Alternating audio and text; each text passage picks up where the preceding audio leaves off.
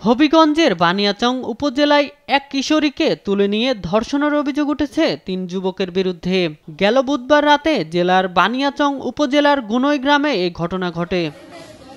ভুক্তভোগী কিশোরীর অভিযোগ, ওই দিন রাতে ঘরের বাইরে গেলে একই গ্রামের ইকবাল, কামরুল ও হুমায়ুন তাকে তুলে নিয়ে পাশবিক নির্যাতন চালায়। পরদিন তাকে উদ্ধার করে জেলা সদর হাসপাতালে ভর্তি করেন স্বজনরা। একটা জায়গার মধ্যে রাখিয়া তারা দর্শন কইরা রেপ কইরা আইনা রাস্তার মধ্যে ফালা দিছে। এমন তার মধ্যে রাত 2টার সময় পানির মধ্যে মেয়েটা উঠে। আমরা গরিব লোক, তারা হইল ধনী লোক, আর আমরা মৎস্যজীবী হিসাবে তারা আমরা হিংসা করে মনে করছে যে ওই মেয়েটার আমি যা পারি তা করবো, কি করবো আমারে, এরা তো প্রভাবশালী লোক। ধর্ষণের ঘটনায় থানায় মামলা হয়েছে।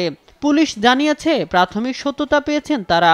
অভিযুক্তদের গ্রেপ্তারে অভিযান চলছে। ঘটনার বিষয়ে প্রাথমিক ইনভেস্টিগেশন করে ঘটনার সত্যতা পাওয়া যায় এবং এই নাহিদা আক্তার 14 বছরের একটু কিশোরী ধর্ষণের শিকার হয়েছে বলে জানা গেছে এবং এই সংক্রান্তে আমরা বানিয়াচং থানা অফিসার এনসিসির বরাবরে একটি ফ্যাক্স বার্তা প্রেরণ করেছি আইনগত ব্যবস্থা নেওয়ার জন্য। এদিকে কুড়িগ্রামের রাজারহাটে 17 বছরের এক কিশোরীকে 18 দিন বাড়িতে আটকে রেখে সংঘবদ্ধ ধর্ষণ মামলার প্রধান আসামি বজলু হককে গ্রেপ্তার করেছে পুলিশ। শুক্রবার রাতে রংপুর থেকে তাকে গ্রেপ্তার করা হয়।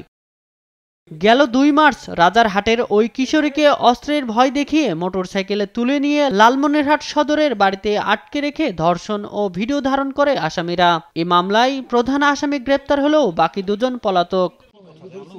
Shamim Hossain, news desk.